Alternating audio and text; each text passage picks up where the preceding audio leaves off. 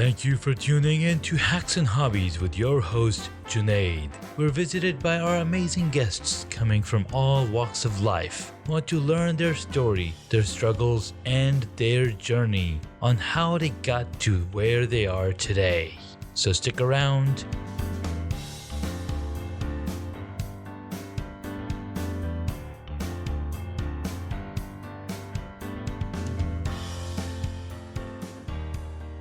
In this episode, we speak with Jason Cutter, a founder and CEO of CCG. He has a bachelor's degree in marine biology from UC Santa Cruz, where he spent a lot of time with sharks, an MBA from Southern New Hampshire University, and a wide variety of business experiences from technical support at Microsoft to deploying overseas as a civilian contractor. Jason's analytical mind is always looking for ways to solve problems or make situations better. He's all about taking action, not just talking about tentative plans. Those who have worked with him described him as passionate, intense, and driven. His philosophy is a quote from Zig Ziglar. You can get everything in life that you want if you will just help enough other people that get what they want. Let's find out more about him in this episode. Jason, thank you so much for hanging out with us here on Hacks and Hobbies. How are you today? I'm doing awesome. I'm so excited to be here. We've talked in the past, and I love interacting with you. So I'm super excited for what's going to come up today. What's going to come up? Yes. So here on Hacks and Hobbies, I love focusing on journeys. We've all gone through many different journeys, and it enables us to grow as a human being. And everybody comes with a different set of experiences. And while I do this, I'm going to unlock the iPad so my kids can go have some fun, play some video games or whatever they want to do. And with this COVID-19, kids are everywhere. Everywhere. Yeah. I was talking to a friend of mine earlier, and he's like, before COVID, we'd be doing video calls, and your son would come in, and and you're giving a presentation, and the people on the video on the other side are like, your son is there, he's trying to scare you. But now everyone's like, oh, bring in your kids, bring in your dog. Well, and it's super interesting before we even get into the conversation. I mean, it's so interesting how the world changes and the expectation of you better be professional and your cat shouldn't be walking in front of the camera on a video call, or if you're on a phone call and a conference call, you don't want, your significant other in the background, like talking or screaming. And now everyone is in this worldwide global situation that's all the same, whether you have kids or not, like everyone can understand it. And it makes everybody empathetic to just the things that matter the most instead of the superficial crap that doesn't matter. Amen, man. You're so right. It's been, human beings are very adaptable beings, and COVID-19 has shown that. Yeah. Of course, for all of us, for millions of people that are working from home, unfortunately for the ones that haven't been, working from home, they're consuming content like crazy. And just to go in that same vein, I just saw a video, and it was by the Holderness family. They do these videos, and they came out with the song that rhymes, or that's a parody of Billie Jean, and they call it Quarantine. Oh man, when is it gonna go? It's hilarious. It's a nicely done video.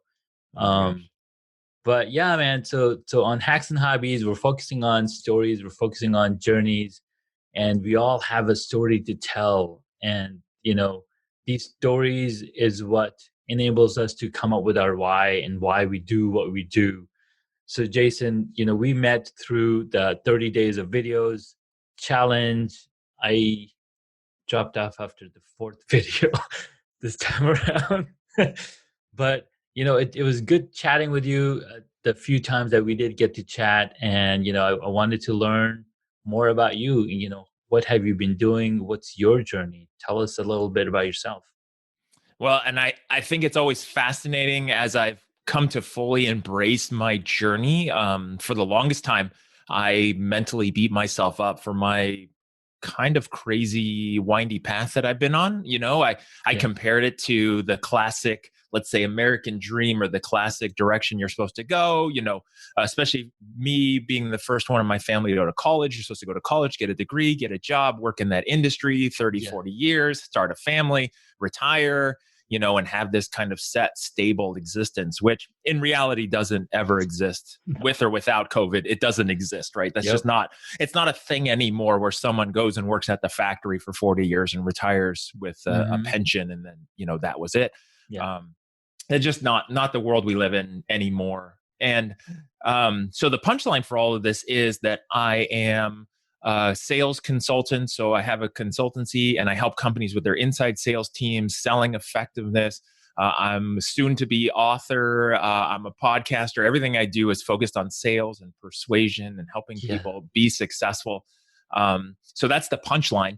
And the story really begins early on, which is what makes that so funny. When I tell people that one of the milestones in my journey is that I have a bachelor's degree in marine biology, and I spent 4 years tagging sharks, Nice. which doesn't make any sense. Hey, it makes sense to me. It because when you're tagging sharks, you are fearless. So when you go to sales from tagging sharks, I'm like, I got this. I've dealt with sharks. These are people. I gotta tell you, I'm pretty good with people now, but I would take sharks over people. I mean, as weird as it may sound, sharks are pretty predictable, right? They got one mission, they do one thing. Yeah. They're whether it's a 2-foot gray smoothhound shark or an 18-foot great white shark, they're pretty predictable. They do what they do, and they've been doing it for millions of years. People, on the other hand, that's a totally different thing.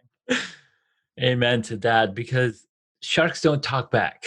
That too, for sure. That's it. And there's a dangerous end of the shark, and the key is to just stay away from that dangerous end. But with people, and obviously with people, it's a lot about mindset and it's how people react and just all of the variables that come with being a human.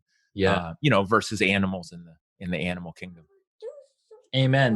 That's so true. And sales and I have a totally different kind of relationship, especially growing up.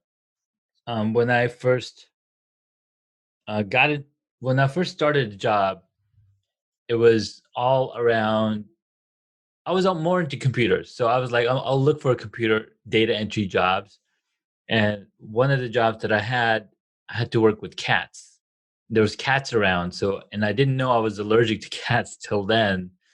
So then I was like, okay, why am I crying? So anyways, my next job was, I was like, all right, I was doing some computer work, but I was also cold calling people and getting them to subscribe to this catalog. Like, hey, we'll send you a catalog and then you can order these videos and these toys and for kids and whatnot. And so that was hilarious. And I was like, okay, not too bad. And then from that, somehow I got into setting up a stall where I'm selling these products. And I was like, okay, it's fine. People are coming. They like what they see. I'm going to the place that they're going to consume this content or buy this content or buy these materials. So it worked. But then at one point in my life, I was cold calling to sell used laptops. And I didn't have a mentor telling me how you approach a call or how you approach a call. I just called up like, hey, you guys want some used laptops? I'm looking for this person. So 3 months in, they're like, you're not meeting your quota. I was like, what do you mean the quota? Like, sorry, we can't keep you anymore. So from then on, I was like, you know what? I'm never doing sales ever again. Forget this. And since then, I've never done sales. I've always connected with people in a different level. And like telling you, if I had access to you, like you would have probably told me, dude, you're doing this all wrong. You got to go this way. So tell us some of some tips on somebody who's getting into sales. How would you approach something like that? Well, so first off, before I get into that, what's interesting and sad is that your journey and your story with the laptop, used laptop sales, is how a lot of people end up in sales. They fall into a sales role, or they need a job, or someone says, "Hey, you should try sales," or they're desperate, whatever it is. They get into a sales role. There may or may not be training. Most organizations literally just throw people into it and sink or swim. There's a kind of a vicious cycle and catch 22, which is, we just hire lots of salespeople and the right ones will stick and we'll fire the rest. You don't put in the time and the investment, and then that's what you get, right? Almost a self-fulfilling prophecy and just this endless loop, it's fascinating because that's my first sales job was in the mortgage business. And my experience was, here's the phone, here's a lead sheet. When the phone rings, ask these questions and fill out the sheet and bring it to me, and then I'll do the rest. And it was like, I have no idea what I'm doing. In the first 6 months were a painful learning experience that I still use to this day because I learned some things. So I think that's the part that's unfortunate for a lot of people who end up in sales, is they don't get some real guidance. And then what it does is what it did for you, which is gives you a bad taste in your mouth regarding sales. And you think, maybe it's me. I shouldn't be in sales. Sales isn't for me. And then on the flip side of that, one of the biggest things, and I coach people on this all the time, is that, what we think about with sales is the classic, which is, I got to sell you something. I'm going to win by making a commission by, selling you a product or service. Generally it might be a lose win, but, maybe some manipulation, closing lines, sales tactics, slick things that I can say, if I could show you how this pen is going to save you money, is this something you're interested in today? Like, all that kind of stuff that it could work, but it doesn't feel authentic for people. And so a lot of times, like yourself, I have enough experience with you to know that you're really good at persuading and selling. But when somebody puts that label of sales, then they feel confined to this like weird way that it has to be done. Right. And then to answer your question, I think really the key is to one side be self-aware and be authentic to who you are and your style and your past and your experiences. And then the other part is to focus in sales on helping the other person by solving some problem, or helping them achieve a goal, or helping them buy something they want, even if it's just a TV or a camera or something like that, okay, maybe it's not solving their pain, but how can you do that? And then just using persuasion to move them forward towards what they want, if you have the solution for it. Now, those are really excellent tips. And over the years, I've learned that because I've converted a lot of people to using, Apple iPhones and Apple MacBooks. One of my bosses back in Colorado, he's like, I've never owned a Mac before or an iPhone. And thanks to you, I'm now using iPhone and a Mac. Like, it's all because of you. And it's like, look at you, Junaid. So felt like I influenced them because of how good of an ambassador I was for the product. And then it's not just that I'm a good ambassador. The products also speak for themselves. Right. And I think that's the key, right? Like literally right before we hit record on this, we're talking about cameras. You have an amazing setup. I have a tolerable, slightly better than mediocre setup. And I'm looking on websites because you're telling me which camera you would recommend at the low end of, DSLRs. And it's literally like, okay, maybe I should just go buy that one. And not because you're trying to persuade me, but you're as an influencer. The key is that if somebody's in an actual sales role where they're selling, let's say, cameras or whatever that might be, or laptops, then you're doing essentially what you did, which is listening to me, asking questions, uncovering kind of the needs and the wants and the desires and the goals, and then making suggestions and then moving forward. Like a doctor would do, right? A doctor's not going to say, hey, your leg is broken. I think you should get it fixed. Good luck with that. Let me know if you know what you want to do. They go, okay, you need help. I'm going to help you. Any questions? No. Okay, let's do it. Right. And that's the difference. No, that's very powerful, especially when you put it in those layman terms. like clearly explaining the process, because we're all excellent at influencing each other and what we are motivated against.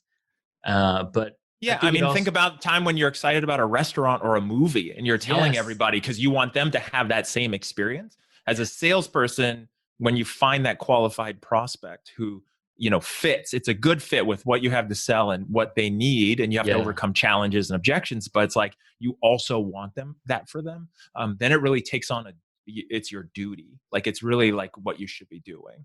yeah, And then what's interesting, because obviously the whole, one of the points of your show is the journey in the past.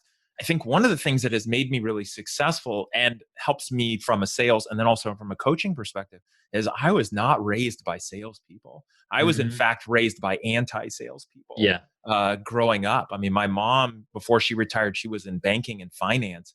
And generally what happens is they see a lot of bad people scamming other people and then having to deal with their finances and stuff like that. yeah, And so she has a pest. Growing up, we'd go to car dealerships and it would be a 5-hour fight of her just battling this manipulative salesperson for hours. yeah. And so that's how I grew up. That's what salespeople do. You do not be, don't want to be a salesperson. Don't act like that. That's not a preferable job path.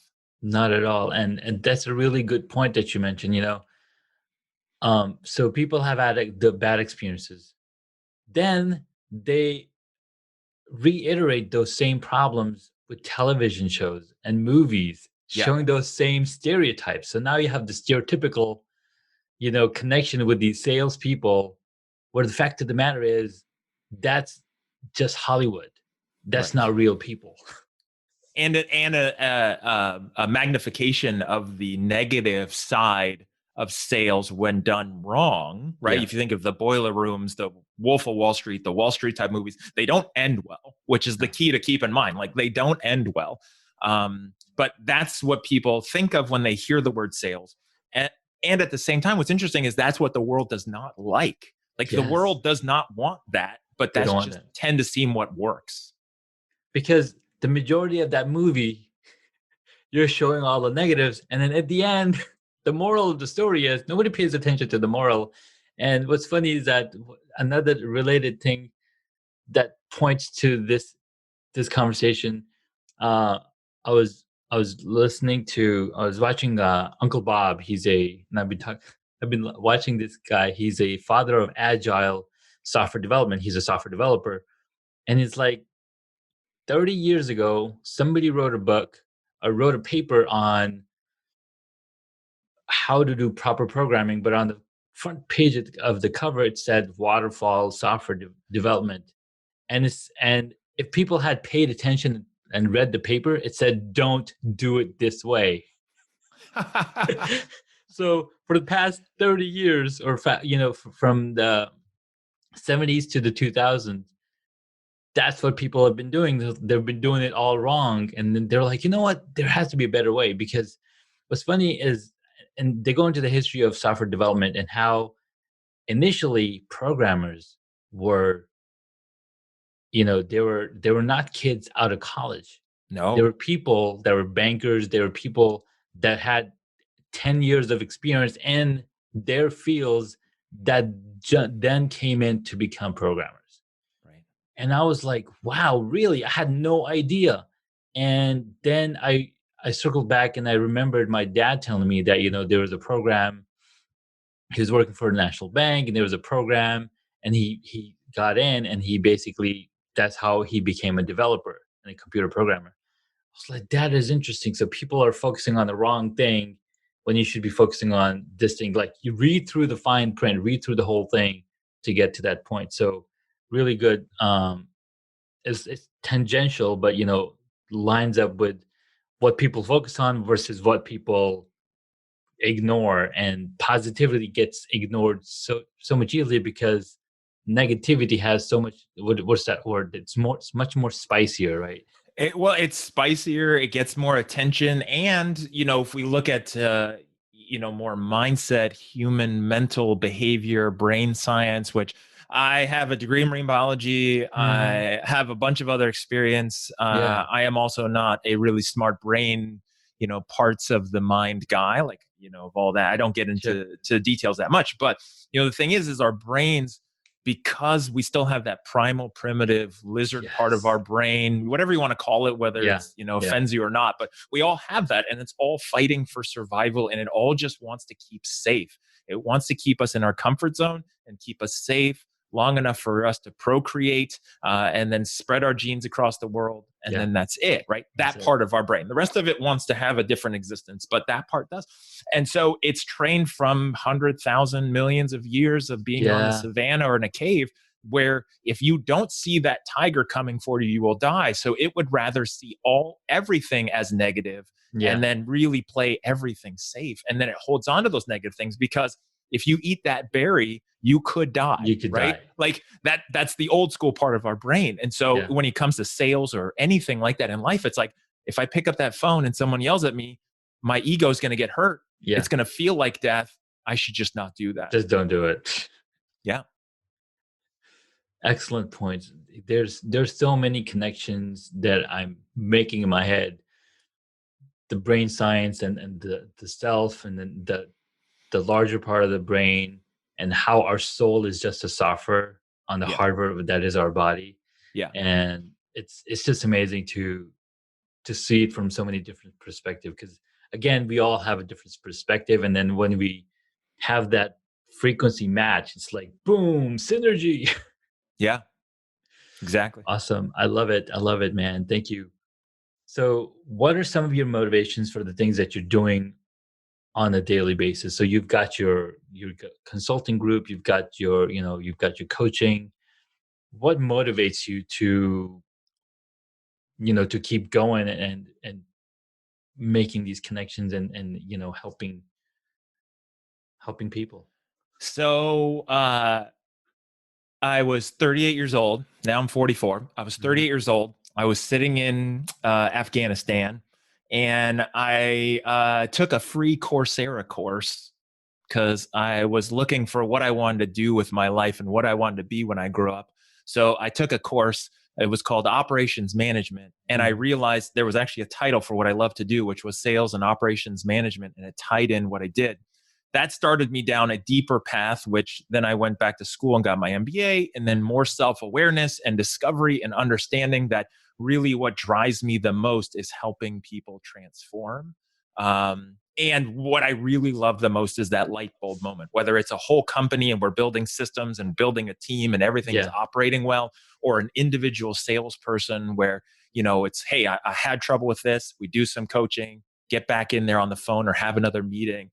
Hey, this worked. That was effective. That feeling and helping people and impacting them and helping them transform. And really not just transform in order to make more money and success in that category, but success as far as like, what are you meant to be doing? What are your strengths? What are you excited about? How do you use where you've been? Yeah. Like for me, I use that all the time. Like, again, my windy path, I used to be embarrassed by it. And now I realize, like, because of all that, I can talk to anybody about anything, and I can relate to a lot of different challenges in life. It helps me sell because it's not like, I've had this perfect, stable existence my whole time. And but anybody and any challenge, I can relate to it. And what drives me and I get excited by is just helping people, figure that out. And even if sometimes it's not sales, sometimes it's, hey, you should go do this instead. But now because that's more authentic for you. That's so powerful, being able to help and transform. I think transformation is one of the words that I've been listening to over and over for the past week, because I'm taking this new course, and besides the new course, in the Unconventional Leaders, so it's a Facebook group that I'm part of. We do every day. There's a Zoom call. It's called Coffee Chats. So there's like anywhere from 5 to 15 people in there, and we're having conversations just like this. It's so powerful. And a lot of the times, you're talking about transformation, like and then one quote that came out was caterpillars don't speak butterfly language. Interesting. Because if you think of people, let's say you're on the path of leadership and success and you're successful, And then you look back to people that you were part of before, like they don't want to see you transform. They don't want you to change. No. Right. So they're caterpillars, and you go through this process of transformation. Now you're a butterfly. So the language that you're speaking, they don't understand, even though you understand their language, right? So we've been talking about that, and like some people are like, I feel like I'm stuck in this place between this place and this place, and these people understand what I'm trying to get to, but it's so hard. I'm like, well, you're cocooning, you're in the cocoon, you're building up those wings to grow. And I feel like I have been going through that process for the past 2 years, Yeah. before I got myself fired, and then I got hired again. It was like a transformation for myself. Like, whoa, what just happened? Right. I'm too focused on this thing, or getting too bored, but I needed that jolt to, kickstart my own growth. And I just started to surround myself with more positive people, with more people that are more accomplished, that are doing the things that they want to do. And it all happened because I decided I wanted to start this podcast, and I started talking to people like yourself, right? Everybody's doing something, and kept seeing the same pattern. They took the path, they kept doing it, and they kept doing it, and then they come out. So it's been really, really mind melding. It's been awesome. That's awesome. Well, and I think the key is with that, like the caterpillar and the cocoon and the butterfly, is that what I know for myself is I thought that's what you did in life, and then you figured Mhm. it out, and then you came out of the cocoon, and there you are, and then that's who you are, and that's what you did. Yeah. Instead of what happens is it's more seasons of life and levels and plateaus and multiple cocoons, right? Yes. Unlike the caterpillar and the butterfly, it's like butterfly, okay, and then it may be a couple years later, maybe a couple months later, you're going through this like cocoon process again, and Yeah. struggling and trying to figure out your way and hitting walls, and then you figure out what door to go through next. Yeah. um, and that's really like, that's why I tell people, I mean, really, to be successful in sales and in focus or anything that you're working on, writing a book, having a podcast, you really want to do it long term and feel happy and successful inside. It's about connecting with why. Like, why do you Yes. want to do it? I Why started a do podcast once years ago, and I wasn't true on my why, and I did Mhm. 6 episodes and I failed. Right. Yeah. Then a year ago, I started my current podcast, and 5 days a week, 220 episodes in. It's like it's Nice. the easiest thing ever because I Yeah. know why I'm doing it and what I want to do. But not to confuse that with capital P, purpose in life. Like, why am I on this planet? Why do I exist? Because Mhm. you probably never know that until you deathbed retrospect, looking Yeah. back and go, oh, okay, that's what my life was about. Absolutely. That's an excellent point. Beautiful point. Like, especially the part about knowing your why and why you're doing the podcast. Well, because we started, myself and two of my cousins, we started a podcast back in 2012, right? We did 4 episodes, and we were like, oh, we want to do this because, Apple Insider is doing it before all these people are doing it. And we want to talk about technology because we're already talking about technology. Why don't we record it? But then it all came down to timing. It all came down to the technology that was available. It all came down to, okay, well, a lot of it's a lot of effort. You got to transfer files, you got to Dropbox this thing, you got to edit this. And now, when I started this podcast, I was just researching for somebody else, and I ran into this app called Anchor. It's like, yeah, you could just record podcasts from your car, from your phone. I'm like, Just oh my throw it up god, there. I'm Yeah. doing it. Well, and I mean, let's be honest, because you're self-aware and you're transparent with a lot of stuff. I know from listening to the podcast and meeting you and getting to know you. Um, back in 2012, the reason that didn't succeed wasn't because of file sharing and technology and Yeah, scheduling, right? Like, yeah, those are the superficial outside things. But I would guess it's probably not that, right? yep, yep, absolutely.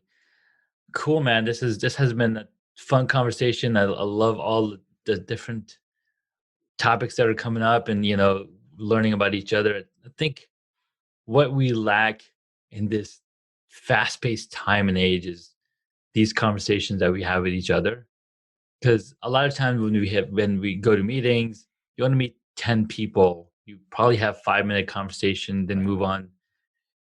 It just doesn't add up. And I think that's the other reason that I love the process, the conversations, because I'm not only having a conversation, I'm also building a relationship and learning about each other and finding that common ground.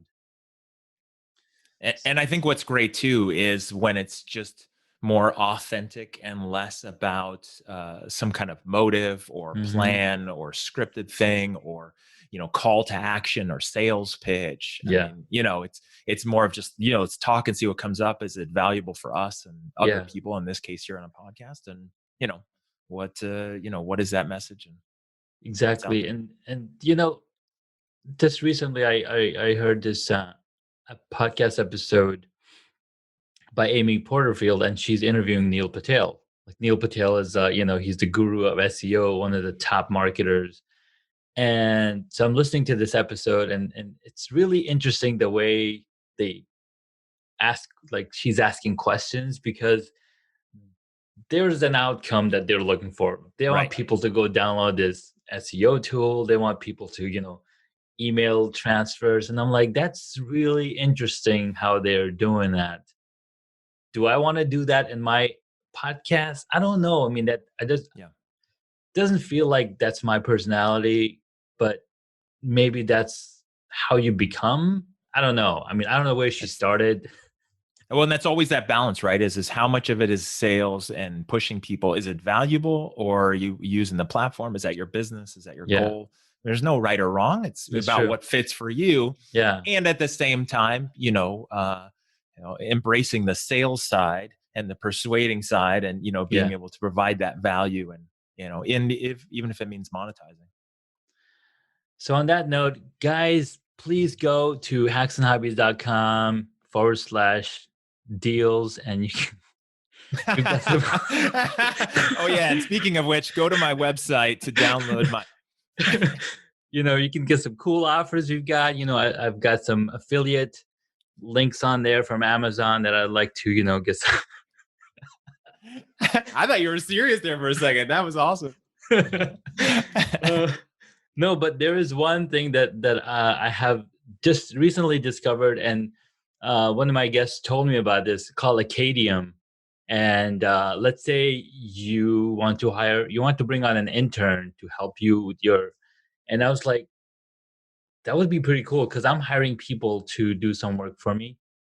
And to be an entrepreneur and to get 90 hours out of one day, you got to have 9 people working, with you. So I was like, hey, this is pretty cool. So he said, for 3 months, you can get somebody to do 10 hours a week work for you for a very nominal fee. Basically, they're connecting you with a person that's now going to be under your apprenticeship. So you're the mentor, they're a mentee. I'm like, that's pretty cool. because I love teaching people. I love sharing my knowledge. I'm like, I can teach somebody how to do, these different things. So that's been pretty exciting to see. I'm like, okay, that's pretty cool. But anyways, at this point of the conversation, I have some few questions that I'd like to ask my guests and, get to know. And what's interesting, I'm trying many different ways. I'm like, okay, should I ask this question at the beginning of the conversation to get some more, or should I have it in the end? And it's been back and forth. I've tried it in the beginning when the guest doesn't have a lot of journey to share. Yeah. I'm like, okay, I'm gonna go to the questions to let you open up a little bit more. But we've had a good connection, so we were able to open up to each other. Yeah. So what is one hobby that you wish you got into? I would say the biggest thing that I've started several times and then quit, but still think I could have gone a different path, was playing the drums. Oh my God, the drums. That is one thing. Like I picked it up many times. I bought like electronic drum sets when I didn't want to have a full drum set in the house. I've taken lessons, like groups of lessons several times, and I could feel it in me. I just never continued with it. I've never made it an important hobby. Man, drumming I love drumming. I just could never get the could never break the hand coordination down. I could never break the coordination between my feet and my hands. Yeah. And I've seen several drum solo videos on YouTube where they've got this elaborate setup. They've got like 4 cameras, and then they're just going at it, covering different songs. And I'm like, holy smokes. But again, and I think the key is, and this is a good lesson for anybody when we're talking about sales or drumming or anything. I mean, the key is that when you watch somebody like that, they have reached a level of mastery that, Malcolm Gladwell, 10,000 hours, very intentional, focused, practiced and playing, not just, practicing to goof around. Yeah. And always remember that they started out as a novice, a rookie, and a hot mess at some point, unless they're just born a prodigy at like 2 years old, which happens. But otherwise, they didn't get there instantly and overnight. Mm-hmm. So, absolutely. And with that being said, I still watch those videos and I feel bad. And then I think I can't do that. I can't play the drums like that. I can do other things really well. Yeah. Not that. No. Well, that's okay, man. I try to play the guitar, and I was actually in the band. Nice. And my drummer buddy, who's awesome, and I just did the singing part. I was like, I can do singing, and singing as long as I have lyrics in hand, because I still suck at remembering lyrics. I can't do that part either. There you go. So, anyways, I was like, I'm probably good at podcasting because I don't have to remember everything. There you go. Perfect. No hand coordination, really. No, yeah, the equipment do the work. Not necessary, right? Yeah. All right. Next question. What did you want to be when you were a child? So I would say, as I didn't really have good career goals. It's probably why I ended up a partial leaf in the wind throughout my life for a while there. But definitely before my shark phase, I was in a heavy dinosaur phase. This is in the 80s, right? So this is pre-Jurassic Park. But something to do with dinosaurs, because my room was full of dinosaurs until, I basically found sharks, and then went out the window. Nice. I like it. All right. Next question. What is your favorite movie or TV show? So I'm always bad at this. People always ask me this just throughout life, like, what's your favorite this? What's your favorite that? Yeah. I mean, it's, I don't ever have, it just depends on my mood, right? So if we're talking about movies, I love like Shawshank Redemption. And then I like other movies, which most people haven't heard of, that were just what we watched as a family that my parents really liked, and then I've just come to like them. Like, what about Bob and My Blue Heaven and all these weird movies most people have never seen. Like, really, I know them word for word, and I'll put them on in the background, and like they just play. It really just depends. Movies like Boiler Room, which I know is a terrible like sales approach movie, like the first 10, 15, 20 minutes of that movie, there's actually some really good sales kind of approaches and information. I usually watch the first like 10, 15 minutes and turn it off, but it just depends. Nice. The movie you mentioned, What About Bob? I've been wanting to watch that movie. I've never seen that movie. I've seen the title of it scroll around, and I was like, anytime I hear the word Bob, it like turns that on. What about Bob? Right. And so I'm going to have to check that movie out. I recently watched Rocketeer, which is on Disney Plus, and I've been wanting to watch that movie for the longest time. And I watched it, and I didn't know that it was on Disney. I didn't know it was a Disney production. And then I'm like watching on this. I'm like, that's Iron Man. That's cars. That's airplanes. Because if you look at the Planes movie, they're doing like he's doing racing, and this Mister was a crop duster before he got into. Well, and really, there's only so many movie themes. Exactly. So the question is, did you like it? Did you Oh like yes, Rocketeer? I You did. liked Rocketeer. It was cheesy, Yeah.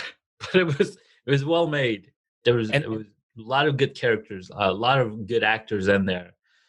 And I was like, what? That's Jennifer Connelly? Like, she's so young in that movie. Yeah. And I was like, holy smokes, it's good. Well, and the reason why I ask is what I found is interesting, and I've seen this in myself and others, is that if you watched a movie when you were younger or when it came out, 80s, 90s, 2000, if you watched it, you remember it, you liked it, you have an attachment to it. And then as an adult, if you tell somebody who's never seen it, or you try to sit down with somebody who's never seen that movie, like I've done that where I've sat down with people and said, hey, let's watch What About Bob? They literally don't get it, and they don't think it's funny.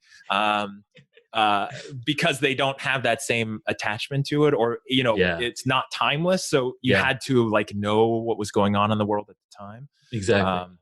So yeah, it's always interesting when people say, "Oh, you got to check out this movie," and I watch it and I go, "That was terrible. I don't get it." Yeah, I just don't get it. But it's their like favorite. Like I did the same thing with Groundhog Day, right? I had the kids watch it, and they're like, "Wait, what's happening? It's the same day." Yes, that's the period we live in. Was that just a doc? Did you show them the documentary of the I did not show them the COVID documentary. The COVID documentary. Oh my god! What's funny is that when we watched that movie, shortly after we saw, I think Super Bowl commercials. Yeah, and I think Jeep, right? Yep. Jeep Rubicon did it. Yeah, super funny. That was super funny. That was absolutely awesome. And then another one of my favorites is Top Gun. Yeah. And I can't wait for the one that's dropping this year. The new one. The new one, Maverick. Well, and again, right? Do people who never saw Top Gun, if they watch it now, the original, would they understand it because it's so cheesy 80s? It's so cheesy. But it's awesome and it's cheesy, and are you prepared for that? Yes. All right. On that note, we've talked about a lot of movies, a lot of classics. What movie would you choose if you got to play a character in it? I would say I'm a Jason Bourne type of thing. In my windy path, which we didn't talk about, I also had some time as an adult. Like I mentioned, being in Afghanistan, I was actually a civilian contractor working with the military. Deployed many times. Not doing tactical stuff on the ground, but doing some other stuff. But yeah, I watched those Jason Bourne, James Bond type movies. Nice. Yeah, that would be. I think I could do that. Yeah, no problem. Why not? I did jujitsu once. Like I could totally do that. Yeah. It's got stunt doubles. Yeah, whatever. All right. Next question is one of my favorites. Who is your favorite superhero? You can tell that by looking at my background. I know exactly right.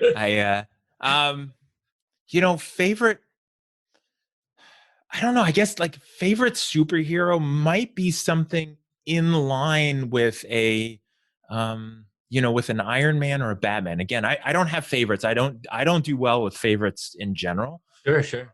But I like the fact that those are just normal people who have figured out a way to do super awesome stuff, right? Without being bitten by something or exposed to something or whatever. But they have the tools and they're super smart and they're pulling in these resources. They decided to be, and then they're making it happen, and then just creating the tools they need for themselves. I'm sure that speaks to some deeper level thing about me. But I mean, it'd be cool to be Superman and flying, but to be able to have that dual, like, hey, I'm just a normal person, and I could just create what I want. Yes. And, do that. Absolutely, and I totally loved that about Tony Stark and Iron Man. His entire arc of from where he started to what he became, and then to what it all came down to. And you see the evolution of the man, you see the evolution of the human being, and it almost like the topic, like the thing we were talking about earlier, we cocoon throughout life because we are growing. Every phase of our life, we shed some things and we gain wisdom, we gain momentum, we gain, so I think there was a lot of that happening in that movie, and in the entire arc of the movies. And I think that really pulled me, because he's, first of all, he's figuring things out, and I love figure things out. I like tinkering, and I like putting things together. So I think that was really what like drew me even closer to him. Plus, Robert Downey Jr. He just killed it, man. And that hero's journey is great. He's going through it all the time. He's always struggling. He's not perfect. Yeah. You know, and this is what's true for life for most people. It might seem like they have it together in one area, and then another area might be a hot mess. I mean, you know, each part of your life and wherever you're at is a different bucket. You know, when things are good in all areas, it's great, but usually it's good here, and you're growing here or challenged here. And so that kind of story, it's, you know, obviously always a hero's journey, but still, you know, you watch it and you go, wow, he's still a mess. Yeah. All right. Last question. If you were a board game, what would it be? I don't know. I mean, it's funny because I think like the game of life, but I don't know. I mean, maybe the game of you ever play the game Trouble? You familiar with that one? I think so. Maybe something like that. I don't know. That's a tough one. I'm not sure. There's so many games out there. I mean, Monopoly, I love the game of Monopoly. And like when I play that, and what's interesting is when I play that, when I see other people play it, they usually play the game how they also play their life. And so they're either taking risks, right? Like Monopoly, for example, you know, they're laying on a property, and there's the people who are just like, okay, whatever. Like, I'm just going to buy everything. Not even the strategy of winning, just because in their life, there's ready, fire, aim. And that's the kind of person that's like, fire, fire, fire. Oh, wait, aim, fire, fire, fire, aim. And then there's the other people who are ready, aim, aim, aim, aim, aim, aim, aim, aim, aim, and they never fire. And they land on a property in a Monopoly, and then they don't buy it because they don't know, and what if, and they got to hold their money, and maybe there's a better deal, and then they get obliterated by people like me because I buy up everything. A, it's the strategy, and B, I just don't care. It's also a game. And it's interesting when you step back and look at how people play board games or anything, and it's usually who they are and how they're playing their life. That's really interesting. So when I played Monopoly, it's been a while ago, so I don't remember what I did. But the interesting point that you were mentioning, right? You know, people are holding on to their money, wait to see for the better opportunity. But what's funny is that where you are right now is the best opportunity. Always. Right? Always. Well, and it's good to be smart, right? You got to have a balance between the two sides, but, you know, ready, aim, fire, and then aim, fire, readjust, fire, and just keep going, right? Earlier today, I was watching Viktor Frankl's video on, you know, Man's search for meaning. Yeah, man's search for meaning. And in this video, he draws a little thing on the board. He says, when the plane takes off here, and the wind is heading north, and the plane has to land. So it takes off on the east, and it has to land on a certain spot. They're not going to go straight, because if they do, they're going to miss the spot because of the wind is pushing you. And that's the same thing with us. Where you want to go is not where you want to be pointing. You want to aim higher, so then you would land to the capability that you can come to. And constantly adjust, right? Like if you say, I want to hit this goal, I want to do this thing, and then it doesn't happen, but you didn't adjust, and you were just like heads down, focused on one path, you're gonna miss it, and then you're gonna be disappointed. And it's really about adjusting and calibrating, and then really, like, what it comes down to, like we talked about earlier, with having a why and a reason why you're doing it. The why is the destination, which is, here's why I'm doing this. I want to get to this spot, right? I want to fly to this location. The how and the what, you got to figure out along the way and adjust your course. But, you know, you got to know where you're going and absolutely. why. Absolutely, my man. That was awesome. Thank you so much, man. This was a fun conversation. It opened up my mind. We got connected on a what's that quantum level, There you right? go. And it was awesome. So for my audience, where can they find you, connect with you? Best way to connect that I'm most active is on LinkedIn. So I spend a lot of time on there. That's where we connected. We're doing the 30 days of videos. So I'm pretty active on there. Chat with me, message me. I mean, I like to just chat and talk to anybody about sales, whether you're owner, manager, sales rep, talk about life, like just conversations like this is super fun. You never know where it's going to go. And then my website, cutterconsultinggroup.com. I have articles on there. I have my podcast links on there. And then also, and this is, the slight call to action, but just because I think it's helpful, because that's why I put it together, is, the ebook that I put together. And then I have a program called Authentic Persuasion, which is really about helping salespeople, make that shift and find out if they can be successful in sales by, being themselves and doing it their way instead of, feeling like they have to manipulate or, maybe even change careers. So, and it's really about self-awareness. I mean, that's really what I want. If I could just help everybody realize I could be in sales or I shouldn't be in sales, but for the right reasons, then I've done my job. Fantastic, man. That was really cool. Thank you so much for sharing. I'll be sure to include the links and how to connect with you in the podcast notes, the show notes. And thank you so much. Thanks, man. I appreciate it. It's been great getting to know you, and thanks for having me on the show. Congratulations, you made it to the end of the episode. Thanks so much for listening to our guest on this episode. Please send me an email at junaid@hacksandhobbies.com to tell me what you loved about our guest today. You could find links mentioned in this episode on the hacksandhobbies.com website.